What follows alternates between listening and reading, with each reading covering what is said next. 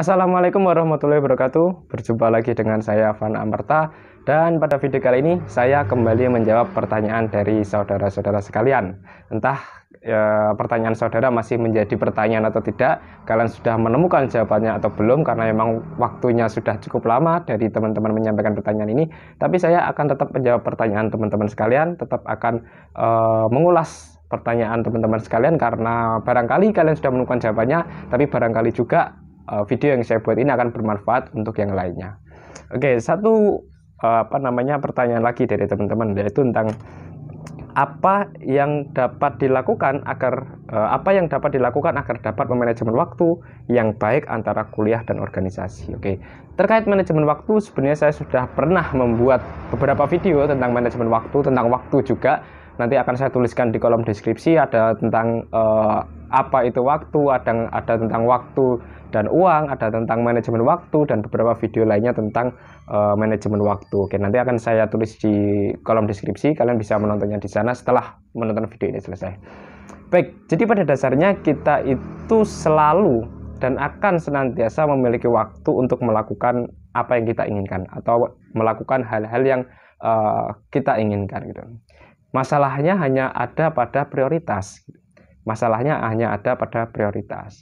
Nah, saya contohkan secara sederhana. Misalkan Anda adalah orang yang sangat sibuk, Anda adalah orang yang sangat sibuk, memiliki kegiatan yang padat dengan berbagai macam, misalkan organisasi Anda, misalkan perkuliahan Anda, tugas-tugas Anda, dan lain sebagainya. Anda adalah orang yang sangat sibuk, bahkan untuk makan pun mungkin tidak sempat ya. Untuk makan mungkin cuma 2 kali sehari, atau mungkin di beberapa kesempatan kalian untuk beli makan aja nggak sempat, untuk cari minum aja nggak sempat, dan sebagainya karena kesibukan Anda gitu. Tapi suatu hari, di hari ulang tahun Anda pulang ke kos gitu. Anda pulang ke kos gitu, karena habis rapat atau habis ngerjakan tugas gitu. Jam 12 malam kalian habis rapat, habis ngerjakan tugas, jam 12 malam baru pulang dini hari. Nah, kebetulan karena hari itu adalah hari ulang tahun Anda diberikan surprise oleh teman-teman Anda. Oleh teman-teman kalian, Anda diberikan surprise. Kalian diberikan surprise gitu, dengan cara mengguyur kalian dengan air, dengan cara melempari kalian dengan telur, mengguyur kalian atau membelepoti kalian dengan tepung dan lain sebagainya, sehingga membuat Anda kotor dengan oleh tepung dan juga telur itu tadi ya. Anda kotor, tubuh Anda kotor, dan pakaian Anda kotor. Kira-kira apa yang akan Anda lakukan? Kalau boleh saya tebak, Anda pasti akan mandi pada malam hari itu juga. Nggak mungkin kalian menunggu pagi hari baru mandi. Pasti malam itu juga Anda akan mandi. Padahal pada sebelum-sebelumnya Anda tidak pernah yang namanya mandi dini hari, jam 12 malam mandi. Tapi pada waktu itu, pada kejadian itu, pasti Anda akan melakukan bersih diri, Anda akan mandi. Nah, padahal mandi di jam 12 malam juga nggak ada di jadwal kalian yang sebenarnya, tapi karena ada peristiwa seperti itu, Anda pasti akan mandikan. Nah, dari sini bisa kita lihat bahwa sebenarnya Anda memprioritaskan untuk membersihkan diri Anda pada malam hari itu, karena itu sifatnya urgent, itu sifatnya penting, karena nggak mungkin Anda kan tidur dalam keadaan basah kuyup dan juga berlumuran dengan telur, nggak mungkin. Sehingga Anda memutuskan, memprioritaskan, mengutamakan untuk mandi. Sama seperti itu juga, semua itu hanya masalah prioritas bagi diri kita. Jadi ketika kita, misalkan Anda mementingkan rebahan Anda dibandingkan mengerjakan tugas, itu bisa dikatakan bahwa Anda tidak memprioritaskan, atau Anda lebih memprioritaskan rebahan dibandingkan dengan mengerjakan tugas gitu. Dan itu juga berlaku banyak hal. Ketika Anda mengatakan bahwa Anda tidak memiliki waktu untuk rapat karena ada tugas, pada saat yang sama sebenarnya Anda mengatakan bahwa rapat bukan prioritas saya. Prioritas saya adalah mengerjakan tugas. Jadi bukan berarti kita nggak punya waktu, tapi hanya prioritas kita yang berbeda, atau prioritas kita yang apa yang ada di hadapan kita itu bukan prioritas, apa yang ada di sebelah kita mungkin itu prioritas. Nah, itu kuncinya. Jadi kita manajemen waktu itu ada yang mengatakan nggak ada, yang ada itu hanyalah masalah prioritas. Mana yang kamu prioritaskan, maka itu yang akan kamu kerjakan. Antara rapat dan tugas, mana yang kamu prioritaskan, kalau itu di waktu yang sama kamu memilih salah satu, maka itu yang kamu prioritaskan. Jadi bukan berarti kita nggak memiliki waktu untuk rapat, tapi memang kita tidak menyediakan waktu untuk rapat, atau rapat bukan prioritas kita. Nah, makanya penting bagi kita untuk membuat sebuah prioritas. Nah, sekarang coba kalian introspeksi diri terlebih dahulu. Kita introspeksi dulu terlebih dahulu. Selama kita beraktivitas itu kira-kira, misalkan nih, mengerjakan tugas dengan rebahan, mana yang kalian dahulukan gitu. Apakah kalian tipe orang yang mengerjakan tugas ketika deadline-nya udah mepet, padahal selama sampai deadline itu mau berakhir kalian cuma rebahan atau banyak rebahannya, atau sebaliknya kalian begitu dapat tugas kalian langsung mengerjakan, atau seperti apa? Jika kalian memilih rebahan terlebih dahulu dibandingkan mengerjakan tugas, itu artinya kalian membangun kehidupan kalian, membangun hidup kalian dengan waktu yang tersisa.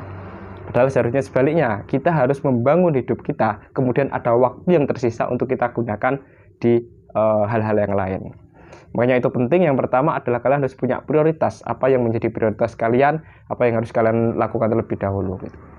Kemudian yang kedua, ini yang saya lakukan, yang kedua adalah kita harus terbiasa menyelesaikan suatu hal, suatu kegiatan, suatu aktivitas, suatu pekerjaan secara efisien. Apa kuncinya efisien? Efisien itu kita bisa menyelesaikan suatu pekerjaan sesingkat mungkin dengan hasil yang maksimal. Kita harus terbiasa dengan hal itu. Nah, kuncinya efisien adalah fokus. Sudah, kita harus fokus untuk bisa menciptakan suatu efisiensi dalam mengerjakan suatu hal. Misalkan kita mengerjakan laporan, ya kita harus mengerjakan laporan itu secepat mungkin dengan hasil yang maksimal. Itu nanti efisien. Dan makanya kuncinya efisien adalah fokus. Ketika kita mengerjakan laporan, kita harus fokus terhadap laporan yang kita kerjakan. Jiwa raga kita harus berada di tempat. Jangan sampai kita mengerjakan laporan tapi jiwa kita melayang-layang kemana-mana. Atau kita mengerjakan laporan tapi ada notifikasi lewat atau ada notifikasi berbunyi, kita buka HP kita. Nah, itu sangat mengganggu efisiensi kita dalam melakukan suatu pekerjaan. Kalau kita nggak fokus seperti itu, maka seharusnya kita bisa mengerjakan laporan 30 menit, jadinya 1 jam, jadinya 2 jam. Nah, ini kan sangat merugikan bagi diri kita gitu kan. Dengan waktu 2 jam harusnya kita bisa menyelesaikan banyak pekerjaan, tapi karena kita nggak fokus, akhirnya kita menyelesaikannya, kita dengan waktu 2 jam itu kita hanya bisa menyelesaikan satu pekerjaan. Satu pekerjaan yang harusnya 30 menit atau 15 menit, kita menyelesaikannya 2 jam. Nah, ini kan nggak efisien akhirnya. Kita buang-buang waktu untuk menyelesaikan satu pekerjaan. Makanya kita harus fokus, itu kunci yang kedua. Kita harus efisien dalam mengerjakan suatu hal. Kunci efisien adalah fokus itu tadi. Itu yang saya pakai. Dan kita harus terbiasa dengan sistem kerja yang seperti itu. Kemudian yang terakhir adalah gunakan waktu kalian, gunakan waktu luang kalian untuk hal-hal yang bermanfaat. Misalkan yang sering saya lakukan adalah menggunakan waktu menunggu untuk mencari jurnal. Ini contoh sederhananya. Jadi ketika rapat belum dimulai, ada agenda rapat tapi rapat belum dimulai, saya gunakan HP saya untuk mencari jurnal. Kira-kira nanti saya membentukkan jurnal apa aja sih. Jadi misalkan ada tugas dan di situ ada waktu luang yang kita gunakan di sela-sela kesibukan kita ada waktu luang, maka otak kita itu berusaha mencari jawaban atas tugas kita yang ada di rumah. Karena kita menunggu kan, daripada menunggu sia-sia nggak ada hasilnya, menunggu rapat dimulai nggak ada aktivitas lain yang bisa kita lakukan, lebih baik kita bayangkan kita sedang mengerjakan tugas atau kita mencari bahan untuk menyelesaikan tugasnya nanti gitu. Yang sering saya lakukan juga seperti itu. Ketika waktu menunggu saya cari jurnal, saya baca-baca kira-kira jawaban dari atas tugas saya itu apa. Sehingga nanti ketika waktu luang, ketika ada waktu khusus untuk mengerjakan tugas itu, saya tinggal nulis aja gitu. Tinggal nulis aja karena garis besar jawaban atas tugas-tugas yang saya miliki udah ada di kepala. Itu yang saya lakukan. Jadi kita sebenarnya itu pasti memiliki waktu untuk melakukan apa yang kita inginkan. Tapi kita kan masalahnya hanya di prioritas. Dan cobalah untuk memulai memprioritaskan hal-hal yang bermanfaat. Mulailah untuk memprioritaskan hal-hal yang bermanfaat. Karena kita harus membangun hidup kita, kemudian ada waktu yang tersisa. Nah, itu boleh kita gunakan senang-senang. Tapi jangan sampai kita menggunakan atau membangun hidup kita di atas waktu yang tersiksa.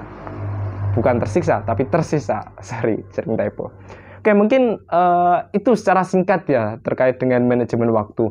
Kalian bisa menonton terlebih dahulu di video-video sebelumnya yang membahas juga tentang waktu, tentang manajemen waktu juga. Dan barangkali masih kurang puas, kalian boleh juga tulis di kolom komentar seperti apa komentar kalian tentang manajemen waktu.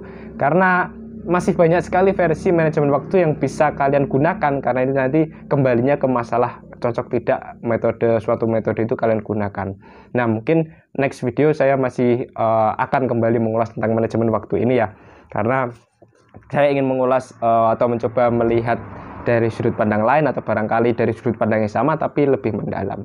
Oke, terima kasih, sampai jumpa pada video selanjutnya. Jika Anda menemukan video ini bermanfaat, silahkan subscribe, like, aktifkan notifikasi loncengnya, dan share agar lebih banyak lagi yang merasakan manfaatnya.